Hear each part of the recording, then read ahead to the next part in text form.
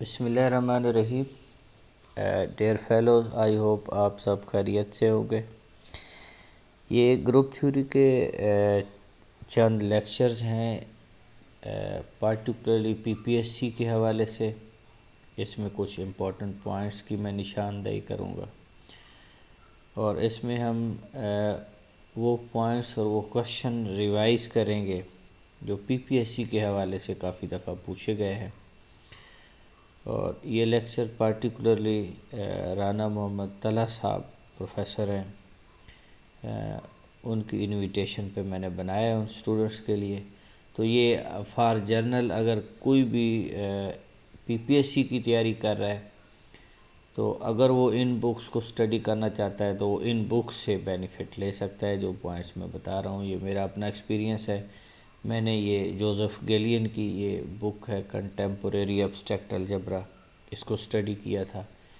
और एक दो और बुक्स हैं ग्रुप थ्योरी की, उनको भी स्टडी किया था। उनके ऊपर भी मैं इसी तरह लेक्चर सीरीज़ बना दूंगा ताकि आप लोग उन पॉइंट्स को नोट करें और आपकी तैयारी के हवाले से आपको बेनिफिट हो।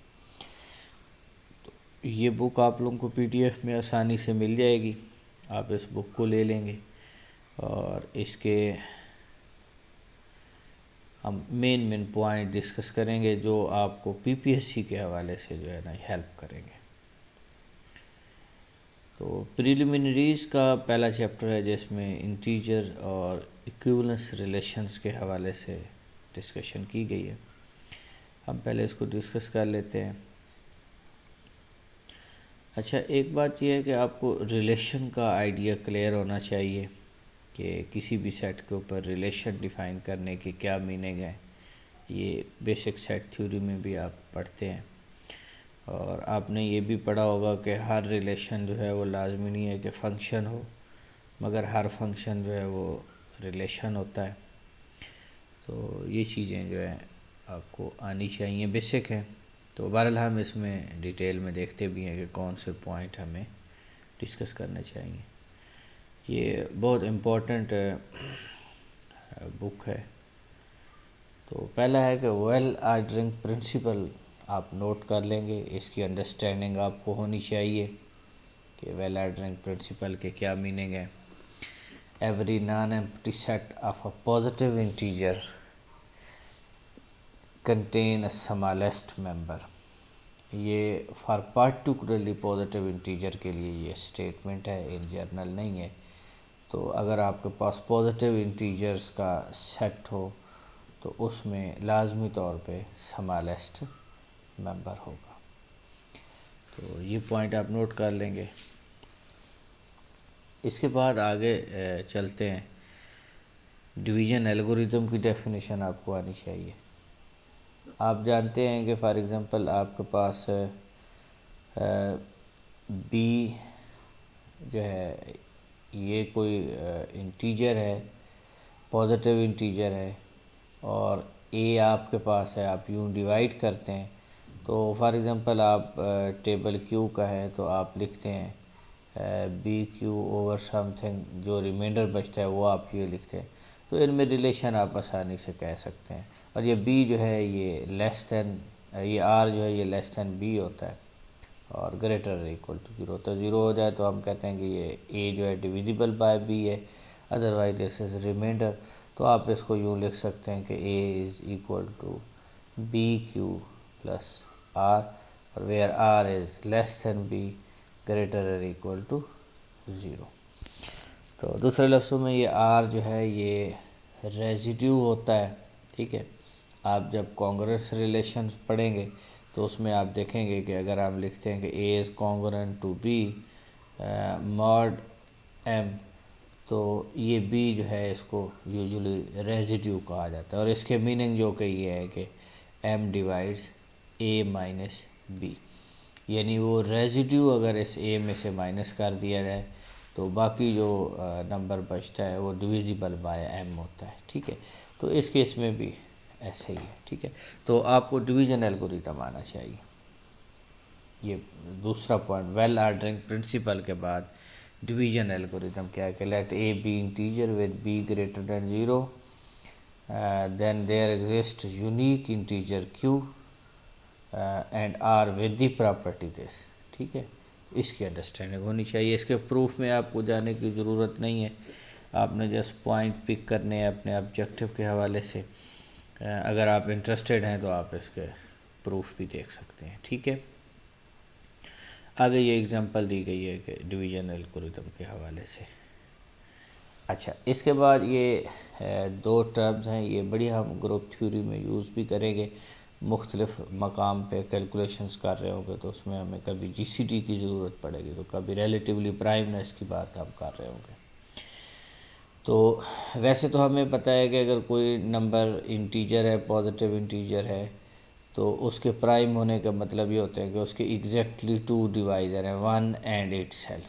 ठीक है, ये जस्ट हम बात करते हैं कि ये प्राइम नंबर है अगर जस्ट उसका जो डिवाइज़र है वन एंड इटसेल्फ हो।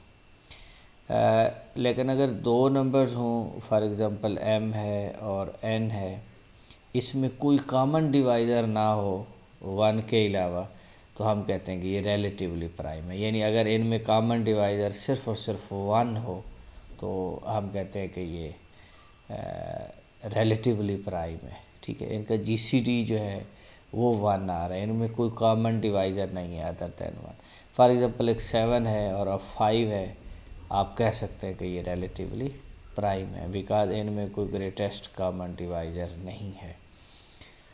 तो ग्रेटेस्ट कॉमन डिवाइज़र सिंपली आप यूँ भी देख सकते हैं कि फॉर एग्ज़ाम्पल आपके पास 6 है और 8 है और 12 है, आप चाहते हैं कि इनमें कोई कॉमन डिवाइज़र मिल जाए, तो आप इसकी फैक्टराइजेशन करें 2 मल्टीप्लाई बाई 3, इसकी फैक्टराइजेशन करें 2 मल्टीप्लाई बाई 2 मल्टीप्लाई बाई 2, आप इसकी भी फैक्टराइजेशन करें, तो आप देख सकते हैं कि इनमें जो कॉमन है वो सिर्फ 2 आ रहा है। ठीक है, तो ये ग्रेटेस्ट कॉमन डिवाइज़र है। तो द ग्रेट यानी number which is greatest and at the same time that is divisor for 6, 8 and 12। The greatest common divisor for two non-zero integer a and b is the largest of all common divisor of a and b. We denote as this. अगर दो numbers के दरमियान GCD 1 हो तो फिर हम उसे relatively prime कहते हैं। ये बात याद रखेंगे, आगे हम कुछ ख़ास किस्म के ग्रुप डिस्कस करेंगे। फॉर एग्ज़ाम्पल एक ग्रुप आएगा UN, तो उसकी डेफिनेशंस में भी हम यही कहेंगे कि वो तमाम नंबर्स इंटीजर जो n के साथ रिलेटिवली प्राइम है, पॉजिटिव इंटीजर, तो उनकी कलेक्शंस लेंगे तो वो भी एक ख़ास किस्म का ग्रुप बनाएंगे। तो ये हम आगे सीखेंगे। तो ये कॉन्सेप्ट क्लियर होना चाहिए, ये डेफिनेशन आप नोट कर लेंगे। ठीक है, ये आपसे पूछी भी जा सकती है लेकिन हम आगे यूज़ करेंगे। ठीक है, अच्छा, ये भी एक पॉइंट है जो कि आपने नोट करना है कि for any non zero integer a and b there exist s and t such that GCD can be written as a linear combination of a and b। यानी ऐसे हमें s और t मिल जाएंगे कि जिनका लीनियर कम्बिनेशन लें वो equal to GCD आ जाए। ठीक है, इसके प्रूफ में अब आप जाएंगे तो आपको ये क्लियर हो जाएगा। अदरवाइज़ आपको ये बात समझ होनी चाहिए कि अगर आपके पास दो नंबर्स हैं a b और उनका आप जीसीडी लेना चाहते हैं, जीसीडी को लिखना चाहते हैं in term of a and b, तो आपको ऐसा s और t मिल जाएगा सच दैट, ये भी इंटीजर होंगे, सच दैट कि ये इनके लीनियर कॉम्बिनेशन में लिखा जाएगा। ठीक है, more over GCD is the smallest positive integer of the form. यानी इससे कोई छोटा नंबर नहीं होगा जीसीडी से पॉजिटिव इंटीजर जो इस तरह लीनियर कॉम्बिनेशन में लिखा जा सके। तो ये आप याद रखेंगे, GCD is a linear combination of those two number for which this is GCD of these two of that number. तो ये आप देख सकते हैं। ठीक है, इस स्टेटमेंट को आप ध्यान में रख लेंगे। करोलरी ये है, आप देखें आपने पढ़ा है कि GCD of two numbers can be written as SA plus BT। अब अगर दो नंबर्स के दरमियान जीसीडी 1 हो यानी रिलेटिवली प्राइम हो तो फिर 1 कैन बी रिटन एज, दो रिलेटिवली प्राइम नंबर्स यूँ लिखा जा सकता है। ठीक है, तो ये करोलरी है उस रिज़ल्ट की, उसी से ये रिज़ल्ट अखज़ किया गया। तो ये आप देखेंगे चंद एग्जांपल्स हैं, यानी 4 और 5 का GCD 1 है, 4 और 10 का GCD 2 है। इनका GCD आप अगर आपको फॉर एग्जांपल नंबर इस फॉर्म में दिए गए हैं तो आप इनमें से कॉमन डिवाइज़र आसानी से लिख सकते हैं, ठीक है। फॉर एग्जांपल पहला नंबर ये है और दूसरा नंबर ये है। आप देखें यहाँ पे 2 स्क्वायर है, यहाँ पे 2 है, तो एक 2 कॉमन यहाँ से आ गया। 3 स्क्वायर है, ये 3 क्यूब है, तो यहाँ 3 स्क्वायर कॉमन आ गया। तो बाकी 5 और 7 स्क्वायर इनमें से कुछ कॉमन नहीं आ रहा। तो ओवरऑल 3.3 रेज़ टू पावर 2 आपके पास जो नंबर आ रहा है वो GCD है। तो इनको आप देख सकते हैं, ठीक है। ये इसमें कोई ऐसा इशू नहीं। अच्छा, ये यूक्लिड लेमा है जो ये कहता है कि आपके पास अगर P प्राइम नंबर है, अगर वो डिवाइड करता है दो नंबर्स की, दो इंटीजर्स की प्रोडक्ट को, तो इससे ये नतीजा अखज़ होता है कि या तो P डिवाइड करता हो A को या P डिवाइड करता होगा B को। ये प्राइम नंबर्स की खूबी है कि यानी अगर दो नंबर्स की प्रोडक्ट को ये कर रहा है तो फिर इंडिविजुअली वन ऑफ देम जो है वो will be divisible by P, ठीक है। ये चीज़ आप ध्यान में रखेंगे, ये प्राइम नंबर्स की डेफिनेशन है। P divide AB implies P divides A और P डिवाइड्स B, ये डिवाइड का साइन है। तो ये पॉइंट भी याद रख लेंगे, नंबर थ्योरी का बेसिक प्राइम नंबर्स के हवाले से है। ये MCQs भी आप ध्यान में रखेंगे। If P is a prime that divides AB then P divides A और P डिवाइड्स B, ठीक है। नाम याद रखें, ये स्टेटमेंट याद रखें, ठीक है। और ये most of the time different proofs में भी इस तरह हमारे पास आता है। इवन जब आप डेफिनेशन पढ़ेंगे प्राइम आइडियल्स की तो उसमें भी सम हो इसी तरह की स्टेटमेंट आपके पास आएगी, चूँकि वो इन टर्म ऑफ आइडियल्स होगी तो वो वहाँ पे डिफरेंट सिनेरियो होगा। तो फंडामेंटल थ्योरम ऑफ अरिथमेटिक ये आपको क्लियर होना चाहिए कि कोई भी आपके पास इंटीजर है जो आप इंटीजर ले लें ग्रेटर देन 1, ठीक है, तो या तो वो प्राइम होगा, यानी उसको कोई फैक्टर नहीं होगा other than 1 and itself divisor, या फिर उसको आप प्राइम नंबर्स की फैक्टराइजेशन में लिख सकते हैं। मैं एग्जांपल देता हूँ। फॉर एग्जांपल आपको 24 दिया गया है, तो आप इसको प्राइम नंबर्स की पावर में लिख सकते हैं। For example 2 raise to power 3.3, तो ये 2 भी प्राइम नंबर है और ये 3 भी प्राइम नंबर है। तो दूसरे लफ्ज़ों में हमने 24 को प्राइम नंबर्स की पावर में लिखा है। तो ये बड़ा इम्पोर्टेंट रिज़ल्ट है। इस तरह आप इसको फंडामेंटल थ्योरम ऑफ अरिथमेटिक्स कहते हैं। ये बात भी आप नोट कर लेंगे और ये भी देख लेंगे कि हमारे पास कोई अगर n है तो उसको प्राइम नंबर्स के प्रोडक्ट में लिखा जा सकता है या प्राइम नंबर्स की पावर्स में लिखा जा सकता है, यानी P1 rays to power something इस तरह, ठीक है। तो ये चीज़ आनी चाहिए। इसको मैं रीड कर देता हूँ कि every integer greater than 1 is a prime और अ प्रोडक्ट ऑफ प्राइम, ठीक है। दिस प्रोडक्ट इज़ यूनिक, ये बात भी याद रखें, except for the order in which factors appear. हाँ, इनकी तरतीब आप आगे पीछे लिख सकते हैं कि for example 3.2 raise to power 3 लिखते हैं, लेकिन ये चीज़ सेम है, ठीक है। तो and n is equal to Q1 Q2 and so on Qs where Pi's and Qi's are prime then R is equal to S। तो ये चीज़ आप ध्यान में रखेंगे, ये फंडामेंटल थ्योरम ऑफ अरिथमेटिक्स है। अच्छा, इसके बाद हम लीस्ट कॉमन मल्टीपल की बात करते हैं कि दो नंबर्स अगर हैं, ठीक है। मैं एग्जांपल देता हूँ कि फॉर एग्जांपल आपके पास 5 है और लेट्स सपोज 6 है। आप इसके मल्टीपल लिखते हैं तो इस तरह होंगे 5, 10, 15, 20, 25, 30, 35 एंड सो ऑन, ठीक है। और अगर आप 6 लिखते हैं तो 6 के मल्टीपल लिखते हैं तो 6, 12, 18, 24, 30, 36 एंड सो ऑन। अब आप लीस्ट कॉमन मल्टीपल ढूंढिए। ये मल्टीपल हैं, इनमें से वो छोटे से छोटा मल्टीपल जो कॉमन हो। 6 कहीं कॉमन है नहीं, 12 देखिए, 18 देखिए, तो आप देखेंगे कि 30 एक ऐसा कॉमन, इससे पहले कोई चीज़ कॉमन नहीं है, लीस्ट वन ये है।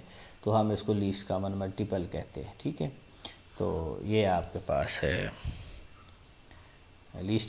LCM least common multiple of 2 integer है, पॉजिटिव इंटीजर। तो आप इसको यूँ भी आसानी से कर सकते हैं, 5 और 5 1 ज़ार 5 एंड यहाँ पे 6 आ जाएगा, 2 3 ज़ार 6 1 1 सॉरी 3, यहाँ 1 आ जाएगा। तो आप इसको मल्टीप्लाई करेंगे। अब बात यह है कि ये कहाँ यूज़ होंगे, ये बड़े बेसिक से रिजल्ट्स हैं। अब फॉर एग्जांपल आपको परम्यूटेशंस ग्रुप का एक एलिमेंट दिया जाए, आपको कहा जाए कि इसका आर्डर फाइंड आउट करें, तो वहाँ पे डेफिनेटली आपने उसको साइकिल्स में लिखना है और उसके बाद साइकिल्स की लेंथ लिखनी है, और उसमें अगर आप आर्डर कंप्यूट करना चाहते हैं तो डेफिनेटली वहाँ पे आपको LCM भी फाइंड आउट करना पड़ेगा। तो वो जब हम वहाँ पे जाएंगे तो वो यानी लीस्ट कॉमन मल्टीपल हमें फाइंड आउट करना पड़ेगा। तो ये चीज़ें आगे जाके कहीं यूज़ होंगी, ठीक है। तो बहरहाल ये भी आप नोट कर लेंगे कि ये भी एक इम्पॉर्टेंट पॉइंट है। ओके, मॉड्यूलर अरिथमेटिक्स के हवाले से आपको पता होना चाहिए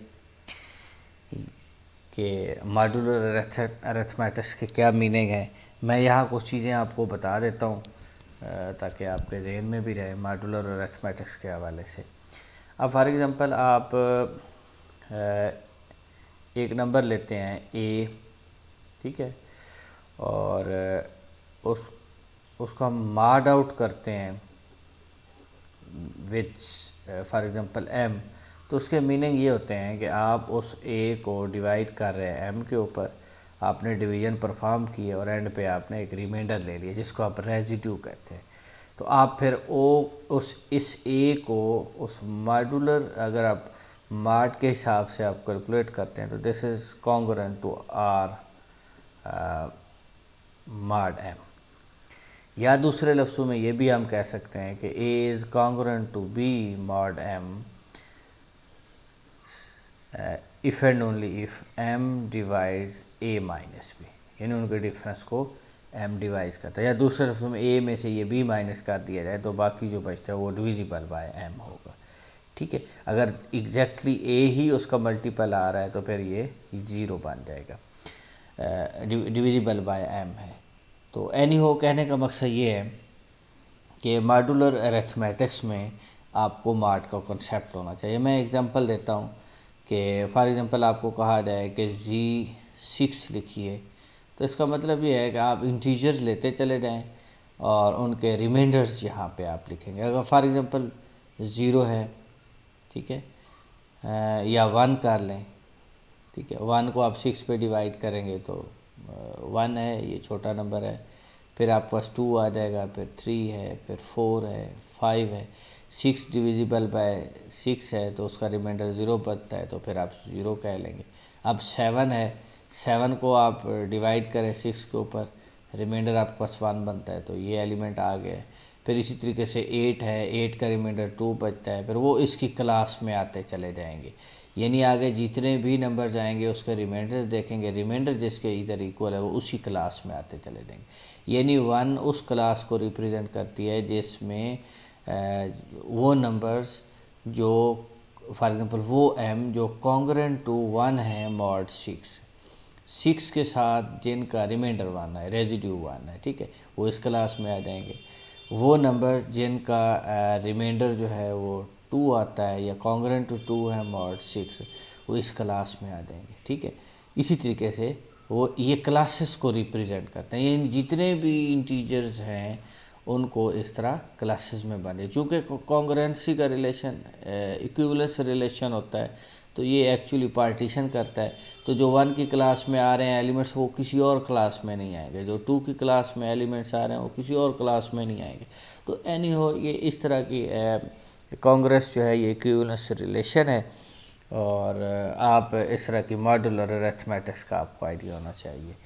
तो बेसिक कैलकुलेशन है, आगे जाके आपको बताते भी कि ये जहाँ आपको बताया गया कि 3 मॉड 2 इज़ 1, इसका मतलब ये है कि आप 3 को 2 पे डिवाइड करें तो आपके पास जो रिमाइंडर है वो 1 बनता है, ठीक है, ये रेजिड्यू है। इसी तरीके से 6 2 पे, चूँकि ये डिविजिबल बाय 2 है 6, इसका रिमाइंडर 0 है तो ये 0 आ गया। इसी तरीके से 11, 3 आप 11 को डिवाइड करें 3 पे तो रेजिड्यू 2 बचता है तो वो आप लिख देंगे। 6 मॉड 85, तो अब चूँकि आपके पास जो है 62 मॉड 85 ये छोटा नंबर है, ठीक है, तो इसको एज इट एज लिखेंगे आप, जैसा कि मैंने जी 6 की एग्जांपल दी। तो -2 मॉड 15 जो है ये 13 के कुल, अगर आप देखें -2 इसको आप यूँ कर सकते हैं कि -2 डिवाइडेड बाय 15 है, और अगर आप इसको 1 लिखें 15 तो आप कह सकते हैं -1, तो ये -1 आ जाएगा, प्लस आपके पास 13 आ जाएगा, तो ये रेजिड्यू आपके पास फिर ये बन जाएगा। तो इसको आप स्टडी कर लेंगे, चूँकि नेक्स्ट आपके उसमें ज़रूरत पड़ेगी। ये कुछ एप्लीकेशंस हैं बुक के अंदर, अगर कुछ इंटरेस्ट रखते हों तो लोग इसको पढ़ सकते हैं, ठीक है। मॉड्यूलर अरिथमेटिक्स के हवाले से कुछ उन्होंने एप्लीकेशन दी हैं, तो कुछ इम्पोर्टेंट टर्म्स थी, आप इसको स्किप कर सकते हैं, ठीक है। मैथमेटिकल इंडक्शन आप जानते हैं कि फॉर एग्ज़ाम्पल कोई भी प्रिंसिपल है, फॉर एग्ज़ाम्पल कोई थ्योरम है, आप उसको प्रूफ करना चाहते हैं और वो कुछ इस तरह की स्टेटमेंट है कि फॉर डिस्क्रीट वैल्यूज़ के लिए 1 2 3 4 अप टू n के लिए आप जनरल प्रूफ करना चाहते हैं, तो उसके लिए ये होता है कि आप फॉर n1 जो है ना चेक करें कि आइदर वो ट्रू है या नहीं। अगर वो ट्रू है तो फिर k के लिए आप सपोज़ कर लें, ठीक है, k के लिए उसको ट्रू सपोज़ कर लें। अगर k के लिए ट्रू सपोज है, ट्रू आपने सपोज़ किया है, तो फिर इस सपोजिशन को यूज़ करते हुए आप k+1 के लिए प्रूफ करेंगे वो ट्रू है। तो ये आप आर्बिट्रेरी k ले रहे होते हैं, ठीक है। तो इस तरह यही algorithm all over values of n आप रन करें तो ये इससे ये प्रूव हो जाता है कि आप फॉर ऑल n आपने स्टेटमेंट को प्रूव कर दिया।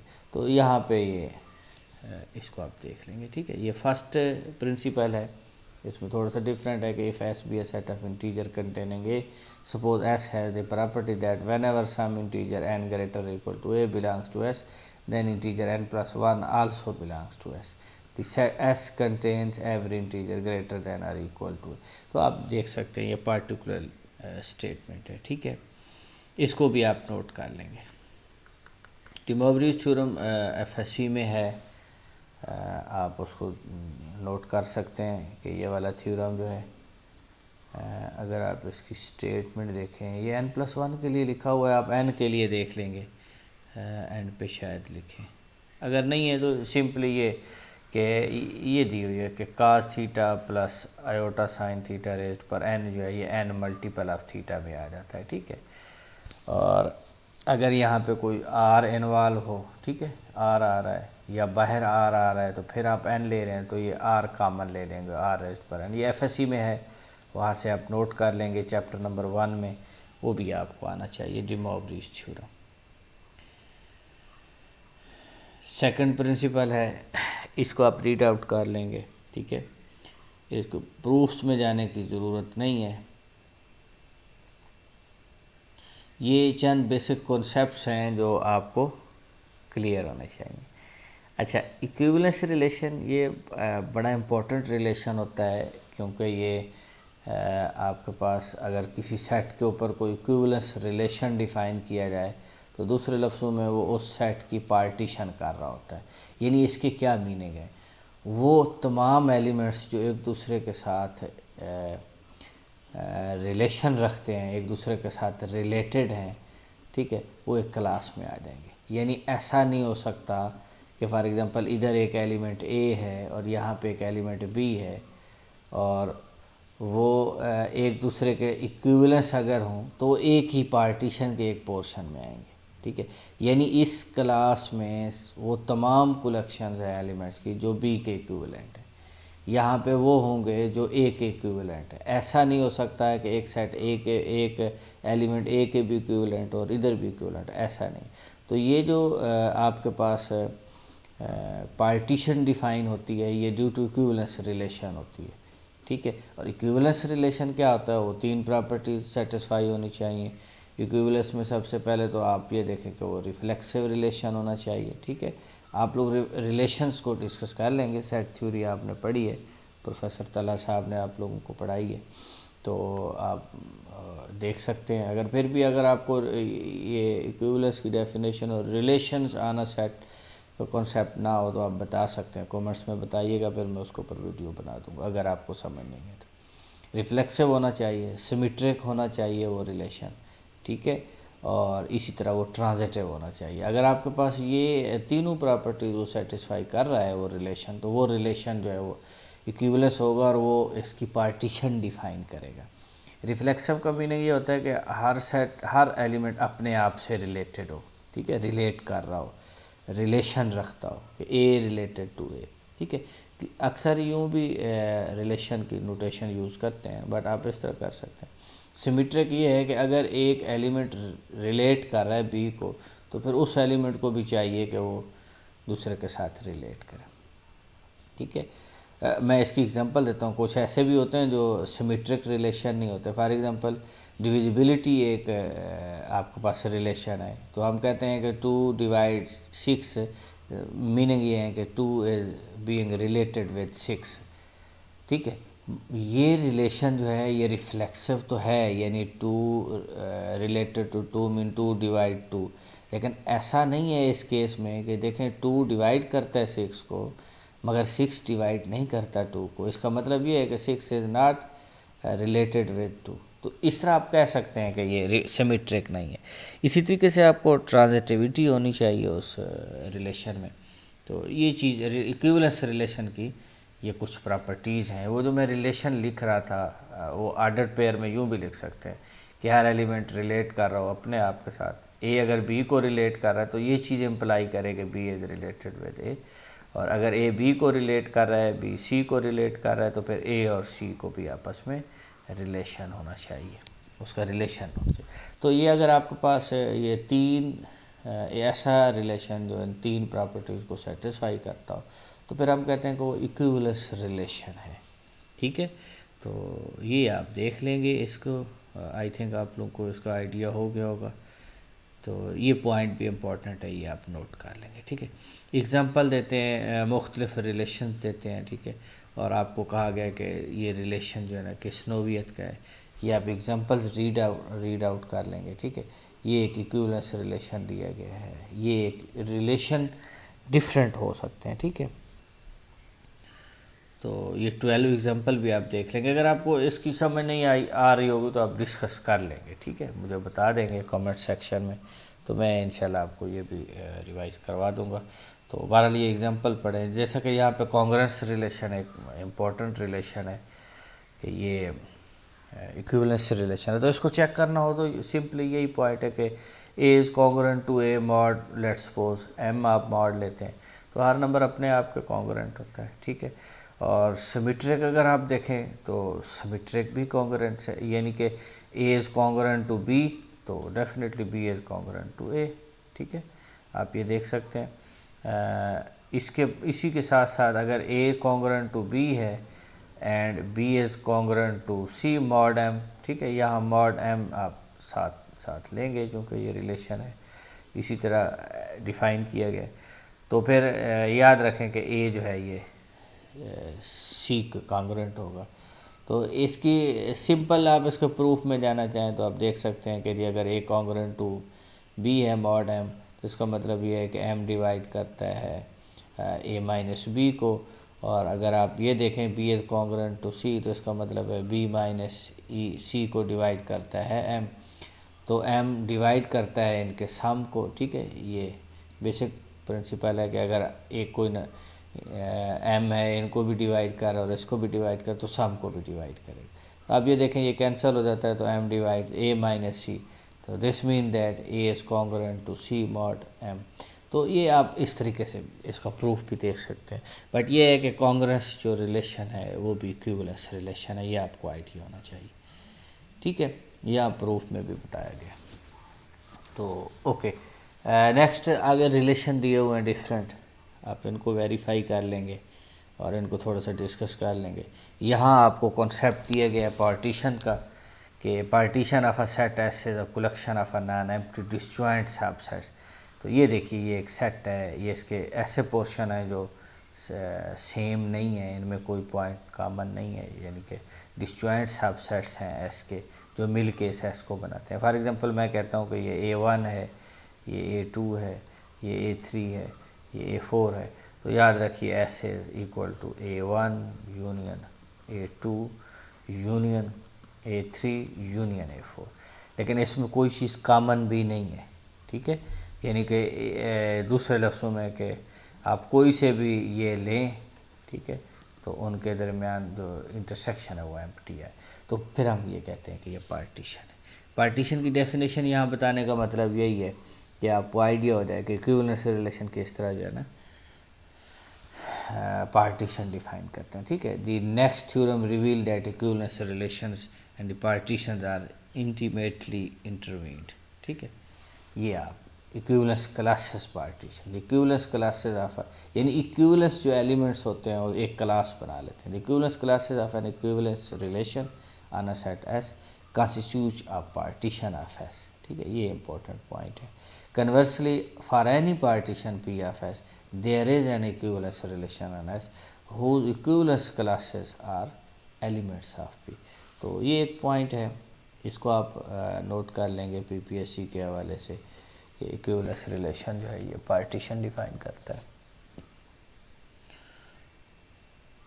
उसके बाद फंक्शन की बड़ी इम्पोर्टेंट रोल है। मैं समझता हूँ कि मैथमेटिक्स में चंद इम्पोर्टेंट डेफिनेशन में से एक इम्पोर्टेंट डेफिनेशन फंक्शन भी है, क्योंकि आप फंक्शंस की ही लिमिट्स ले रहे होते हैं, फंक्शंस के ग्राफ्स डिस्कस कर रहे होते हैं, उसका डेरिवेटिव ले रहे होते हैं, इंटीग्रेट कर रहे होते हैं।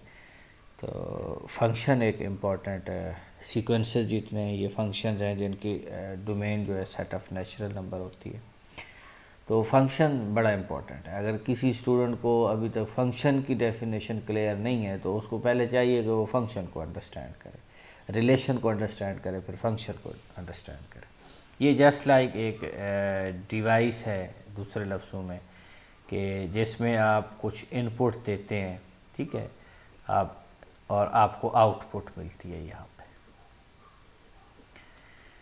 ये जो चीज़ है ये फंक्शन कहलाती है। अब फिज़िक्स में तो इस तरह मशीन की एग्जांपल दी जा सकती है, तो मैथमेटिक्स में मशीनें कैसी हैं? तो ये आपके पास जो फार्मूलाज हैं, फॉर एग्जांपल ये एक्स स्क्वायर 3x + 1 ये एक फंक्शन है जिसमें एक्स की जगह आप इनपुट्स देते हैं, ठीक है, जो कि डोमेन्स के पॉइंट्स हैं, और जो आपके इस फंक्शन की वैल्यू एट दैट पॉइंट मिलेगी इस फार्मूले के तहत आप कैलकुलेट करेंगे। ये आपके पास जो है ये डिवाइस है जस्ट लाइक, ठीक है। तो आपको फंक्शन का कंफर्म होना चाहिए, इसकी डेफिनेशन का आइडिया कि ये A to B आप फंक्शन डिफाइन करते हैं और A के एलिमेंट्स लेते हैं, फंक्शन में पुट करते हैं और आपको जो आंसर मिलते हैं वो B में से होते हैं, ठीक है। तो इस फंक्शन की खूबी ये है, यानी ये रिलेशन में तो ऐसा होता है कि आप एक ही एलिमेंट को डिफरेंट एलिमेंट्स के साथ रिलेट कर रहे होते हैं, लेकिन फंक्शन के ऐसा नहीं होता। ये होता है कि आप हर एलिमेंट का आंसर जो है वो यूनिकली दे रहे होते हैं। यानी इसकी डेफिनेशन में ये है कि each element of A is being associated with the unique element of B, ठीक है। इसकी डेफिनेशन क्लियर होनी चाहिए, अगर क्लियर नहीं है तो इसको क्लियर कर लें, और इसकी डोमेन का आइडिया होना चाहिए, इसके इमेज सेट का आपको आइडिया होना चाहिए, रेंज का आइडिया होना चाहिए, आपको पता होना चाहिए कि इमेज ऑफ एफ़ जो है ये इस सेट में कंटेन करता है, इक्वल होगा तो ऑन टू सेट होता है। तो इस तरह आपको आइडिया होना चाहिए। फंक्शंस की ऑन टू का कॉन्सेप्ट होना चाहिए। फॉर एग्जांपल आपको कहा जाए कि ये फंक्शन है फ्राम A to B, ठीक है, तो इसका मतलब ये है कि A के एलिमेंट्स मैप हो रहे हैं B के ऊपर। अब इसके बाद फर्दर फंक्शंस की फिर टाइप्स आती हैं कि 1 फंक्शन हो, तो उसका मतलब ये है कि A की जो कार्डिनैलिटी है वो लेसर इक्वल टू B है, ठीक है। अब अगर आपको कहा जाए कि ऑन टू फंक्शन है तो उसका आपको क्लियर आइडिया होना चाहिए कि A जो कार्डिनैलिटी है वो ग्रेटर और इक्वल टू B है, ठीक है। अगर बोथ आ रहे हैं तो डेफिनेटली वो फिर कार्डिनैलिटी सेम है, वो इक्विवेलेंट सेट हो रहे होते हैं। ये बेसिक प्रॉपर्टीज़ हैं जो फंक्शन से ही आपको आइडिया हो जाता है कि किस तरह दो सेट्स को रिलेट किया जा रहा है। आपको इसकी डोमेन रेंज का कॉन्सेप्ट होना चाहिए। आपने कैलकुलस में पढ़ी हैं ये चीज़ें, तो अगर आपने पहले नहीं पढ़ी तो उनको रिवाइज करें, ये बड़ा इम्पोर्टेंट कॉन्सेप्ट है। तो बहरहाल फंक्शंस को हम यहाँ अलजबरा में मैपिंग भी कहेंगे, ठीक है। इसका बड़ा सेंट्रल रोल है। तो a function phi from set A to set B is a rule that assign to each element of A exactly one element of B, यानी uniquely ये associate कर रहा है। The set A is called domain of phi and B is called range of phi. The phi assigns B to A, ठीक है। Then B is called image of A under phi. The subset B comprising all the images of element of A is called image of A under phi. तो ये आपको पता होना चाहिए, ठीक है। इसकी डेफिनेशन कर लेंगे ऐसा जो इसमें ये बुनियादी कॉन्सेप्ट है जो आपको क्लियर होना चाहिए, ठीक है। कंपोजिशन ऑफ फंक्शन क्लियर होना चाहिए कि दो फंक्शंस को कंपोज करने के क्या मीनिंग है, क्योंकि हम जब परमुटेशन ग्रुप को पढ़ेंगे तो उसमें बाइजेक्शंस ही हैं जिसको हम कंपोज करेंगे, यानी परमुटेशंस का जो ग्रुप है उसमें जो बाइनरी ऑपरेशन होगा वो कंपोजिशन होगा। तो आप इसको भी रिवाइज कर लेंगे। अगर किसी को इसके हवाले से कन्फ्यूजन होगी तो वो डिस्कस कर सकता है मुझसे, ठीक है। तो ये पिक्चर भी बड़ी बेहतरीन दी गई है, बताया गया है कि कंपोजिशन किस तरह कंपोज करते हैं आप दो फंक्शंस को, ठीक है। ओके, इसको आप रिवाइज कर लेंगे। 1 to 1 फंक्शन की डेफिनेशन आनी चाहिए, और ख़ास तौर पे आप लोगों को एग्जांपल्स 5-6 एग्जांपल आप डिस्कस करें, चेक करेंगे either this given function is 1 to 1 और नॉट, ठीक है। तो उस तरह आपको आइडिया हो जाएगा कि 1-1 फंक्शन जो है वो किस तरह का फंक्शन होता है।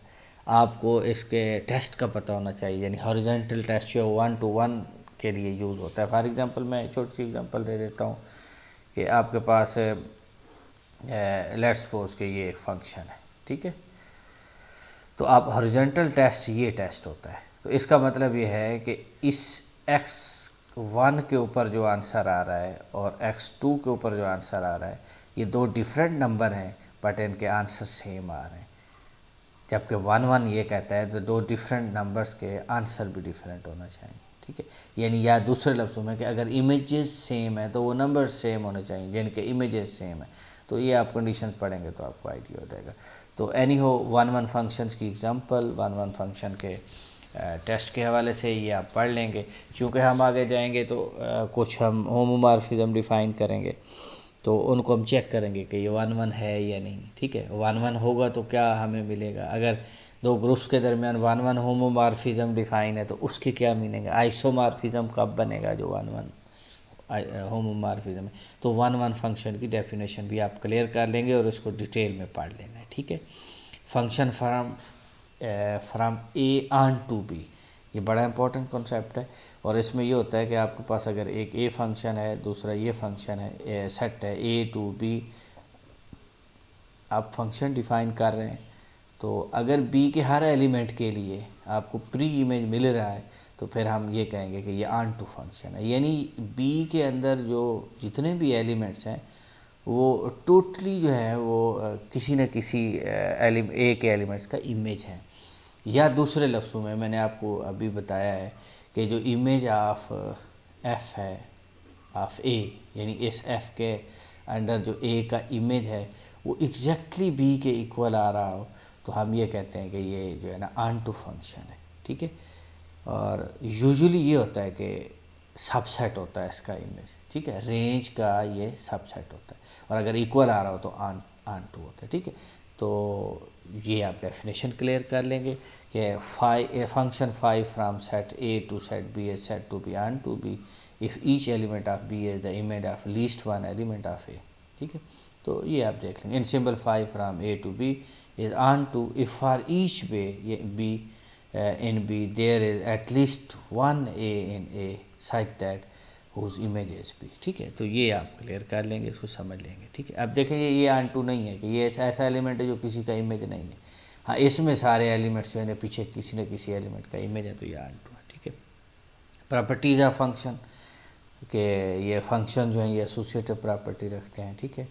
तो ये आप देखेंगे कि अगर दो 1-1 फंक्शन है उनको कंपोज किया जाए तो वो 1-1 है, अगर दो फंक्शन ऑन टू है उनकी कंपोजिशन ऑन टू है, ठीक है। इन डेफिनेशंस को आप देख लेंगे और ये देखेंगे कि बाइजेक्टिव फंक्शन इन्वर्टिबल है जिसका आप इन्वर्स कर लेते हैं, ठीक है। तो ये फंक्शंस कुछ दिए गए हैं, बताया गया है कि कौन से फंक्शन ऑन टू हैं, कौन से फंक्शन 1-1 है। एग्जांपल्स को आप डिस्कस कर लेंगे, इनके ग्राफ्स को भी देख लेंगे, हॉरिजॉन्टल टेस्ट चेक कर लेंगे, ठीक है। तो इसकी एक्सरसाइज आपने ज़रूर करनी है।